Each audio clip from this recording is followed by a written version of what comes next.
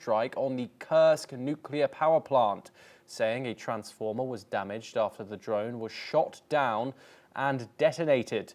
Officials said a fire was quickly put out.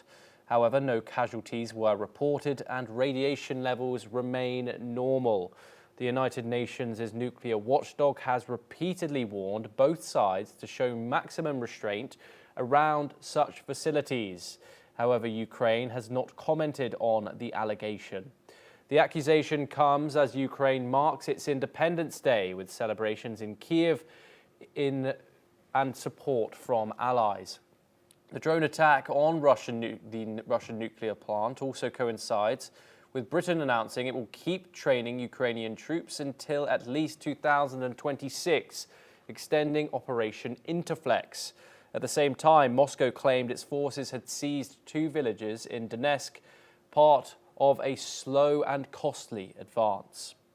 We're now joined by Mark Sutherland, who's a geopolitical commentator, and he joins us live from London. Mark, thank you very much for joining us here on the programme.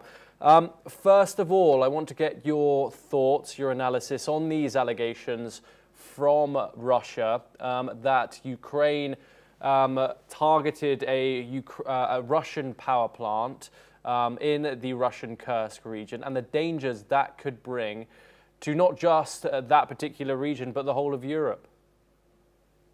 Good morning, Thomas. Good to see you. Deeply, deeply concerning. We remember the American meltdown of 3 Mile Island. And we also have in our memory, some of us are old enough, of course, Chernobyl. It goes without saying, it may seem a very, very stupid comment, but if people are then fighting and have ammunitions firing around nuclear plants, this is beyond concerning. The other thing is that since the Russian invasion in February 2022, I think in the Zaporozhye area, I do apologize if I'm not getting that pronunciation right. The key thing is the biggest European nuclear plant. There's a number of nuclear plants there in that area, and that plant has just kept going in regard to cooling.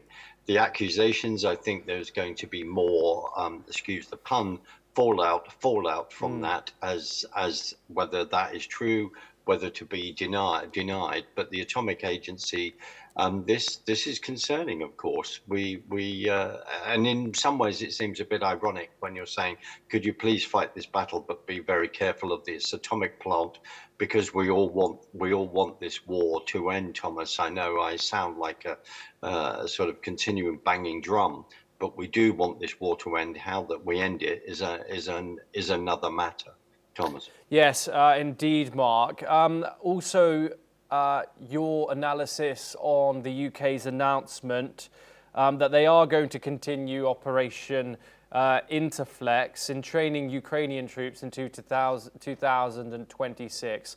What does this signal about the UK government's commitment to Ukraine?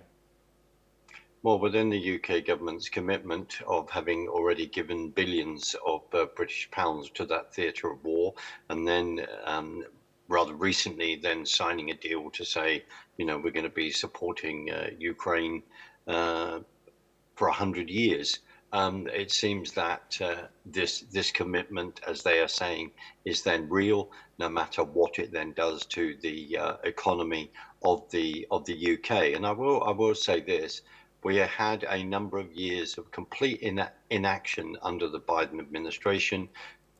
We remember what sort of action have we had from European leaders to try and end this. So with the situation that happened in Alaska, where you had that summit, the fact that the Trump administration trying to then reach out and get people around the table, this is what we want to see. But in regard to the UK commitment, of course, verbally they're saying we will then continue this. And many of us, concern is, what is this infinitum, when there are huge concerns within the UK economy and huge concerns within the UK that the Prime Minister of the UK needs to be addressing. Thomas. Yes, Mark, thank you very much for giving your insight. Do stay with us. Here on NewsX World, we will, of course, continue